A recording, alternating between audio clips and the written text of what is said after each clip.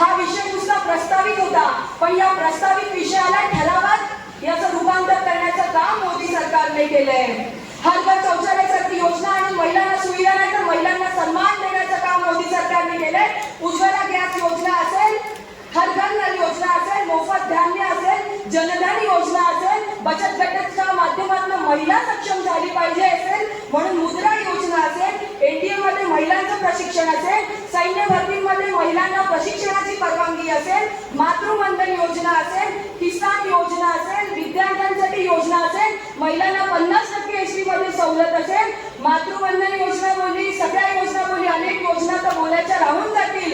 इतक्या अनेक योजना आमच्या भारतीय जनता पक्षाच्या माध्यमातून देशातील महिला सक्षम होण्यासाठी केला, याचा आम्हाला सार्थ अभिमान आहे. राम मंदिराचं जे स्वप्न, राम मंदिराचं स्वप्न, प्रभू श्री राम फक्त एका हिंदू धर्माचा आराध्य दैवत नसून संपूर्ण मानव जातीच्या कल्याणासाठी ज्यांची शिकवण वापरली जाते, त्या प्रभू श्री रामांचं मंदिर अयोध्येत होण्यासाठी 500 वर्षाची भारतीयांची प्रतीक्षा संपवण्याचं काम आपल्या नेत्यांनी केले, याचा आपल्याला अभिमान आहे.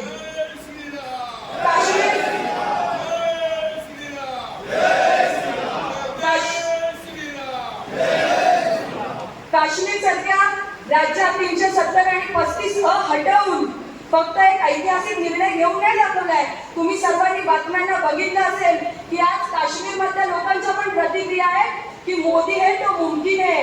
कारण का त्यांचं म्हणणं, तिथल्या महिलांचं म्हणणं होतं की यापूर्वी काश्मीरवर होणारे हल्ले, तिथे होणाऱ्या हल्ल्यांमुळे 6-6 महिने आमच्या मुलांच्या शाळा बंद व्हायच्या, बेरोजगारी असायची, पण आज मोदींनी घेतलेल्या निर्णयामुळे आमच्या शाळा सुरू आहेत, आमची अर्थव्यवस्थेला चालना मिळाली आहे. भारतातले आज मला वाटतं संपूर्ण ठिकाणचे मिळून जवळजवळ 10 लाख टुरिस्ट आज काश्मीरला भेट देऊन गेले. ही किमया फक्त मोदींची आणि ती मोदीच करू शकतात. गेल्या 10 वर्षाचा आपण जर विचार केला तर तुम्ही एक गोष्ट तुम्हाला सांगेन की पहिलेचे जे पंतप्रधान आदरणीय राजीव गांधी होते, त्यांचं एक स्टेटमेंट होतं की मी जर देशाच्या माणसासाठी 1 रुपया पाठवतोय शेतकऱ्यासाठी, तर त्या 1 रुपयामध्ये 16 पैसे जरी त्याला भेटले तरी मला समाधान आहे. म्हणजे मधले 84 पैसे हा मध्यस्थी खातो हे त्यांनी मान्य केलेलं. पण ज्या वेळेस पंतप्रधान नरेंद्रजी मोदी झाले तेव्हा त्यांनी या मध्यस्थांचं कंबरडं मोडण्याचं काम केलं आणि सांगितलं जर मी माझ्या शेतकऱ्याला 1 रुपया पाठवतोय तर 1 रुपयाच त्याच्या हातात मिळाला पाहिजे. मी जर त्या महिलेसाठी कुठली योजना राबवतोय आणि तिला जे पैसे पाठवतोय ते पूर्ण पैसे तिच्या हातात गेले पाहिजे. म्हणून गेल्या 10 वर्षाचा जर आपण आलेख बघितला तर या आलेखामध्ये जनधन अकाउंट उघडली, डायरेक्ट लोकांच्या खात्यात पैसे जमायला लागले, असा बदल घडतोय. जसा देश बदलतोय तसं रायगडनी पण येणाऱ्या काळात बदलणं ही तुमची, माझी, आपली सगळ्यांची जबाबदारी आहे. रायगड जिल्ह्याच्या वतीने भारतीय जनता पक्षाबद्दल बोलताना अनेक योजना सांगितल्या.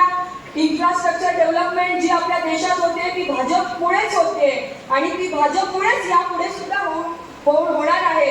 आणि म्हणूनच एक रायगड जिल्ह्याच्या वतीने मी त्यांचे आभार मानते की रायगड जिल्ह्याला जो अटल सेतू आता आपल्याला मुंबईला आपल्याला रायगड जिल्ह्यापासून जवळ आणण्यासाठी जो अटल सेतू बनवला, त्या अटल सेतूच्यामुळे ज्या मुंबईला आमचा रायगड जिल्हा 3 तासात पोहोचत होता त्या मुंबईला आज 1.5 तासात पोहोचायला लागला.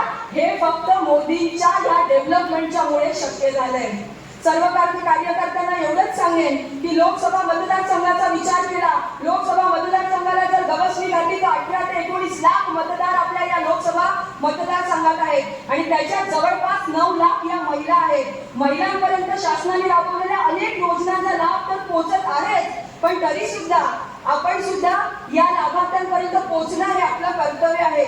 जिथे देशातली 80 कोटी लोक मोफत रेशनिंगचं धान्याचे लाभार्थी आहेत, तिथे आपला रायगड 1,68,000 लाभार्थी हे आपल्या रायगड मधले आहेत. या 1 लाखाला जर 4 ने गुणलं तर जवळजवळ 4 लाख रायगड मधले लोक हे मोफत रेशनिंगचे लाभार्थी आहेत.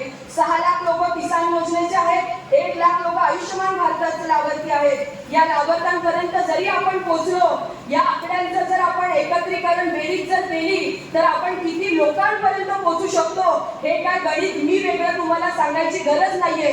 फक्त आपल्या पक्षाने केलेलं काम आपण लोकांपर्यंत पोहोचवण्यासाठी कार्यकर्ते म्हणून आपण ठामपणे राहिला पाहिजे हे मी निश्चितच सांगेन. काही जणांनी मध्ये मेळावा घेतला. काही जणांनी मेळावा घेऊन पक्षप्रमुख धैर्यशील दादा त्यांनी आपल्या मोदी साहेबांवर टीका केली. त्यांना मी इतकंच सांगेन की ज्यांनी मोदी साहेबांवर टीका केली त्यांनी 5 वेळा तुमच्याच पक्षाचे जे खासदार निवडून आले त्यांचं काय योगदान या रायगड जिल्ह्यासाठी आहे त्याची पहिले माहिती करायला पाहिजे होती. 5 वेळा निवडून येणाऱ्यांनी रायगडचा आवाज किती वेळा दिल्लीपर्यंत पोहोचवला ते तुम्ही विचारा.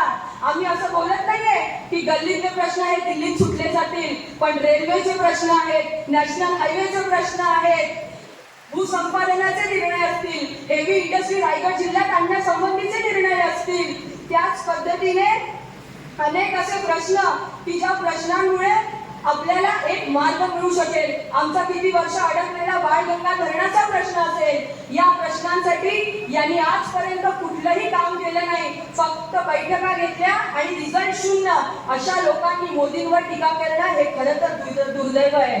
आणि म्हणूनच एवढं सांगेन की आपण ज्या नेत्याला संपूर्ण जगाने मान्य केलंय, ज्या नेत्याच्या नेतृत्वात भारत हा विश्वगुरु बनायला चाललाय आणि अशा या मोदींसारखा नेता हा आपला नेता आहे याचा आपल्याला सार्थ अभिमान आहे.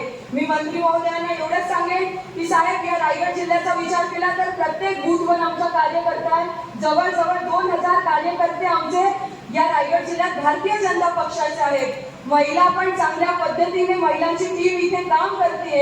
या क्लस्टर दौऱ्याच्या माध्यमातून आपण आपल्या देशाचे पंतप्रधान नरेंद्र मोदी आणि अमितजी शहा यांना आपण हा रिपोर्ट देणार आहोत. तेव्हा या रिपोर्टिंग मध्ये आपण आमच्या सर्व कार्यकर्त्यांची एक भावना म्हणून तुम्हाला विनम्रपणे सांगते की भारतीय जनता पक्षाने निवडलेला धैर्यशील दादा पाटील हाच उमेदवार आम्हाला येणाऱ्या लोकसभेसाठी मिळावा ही तुम्हाला आवर्जून विनंती करते. आणि एक दुसरा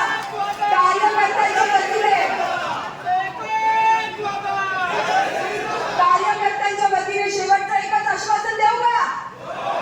कार्यकर्त्यांच्या संपूर्ण वतीने सांगते साहेब, जर ही सीट भारतीय जनता पक्षाने धैर्यशील दादांना दिली तर 1 लाख मताधिक्य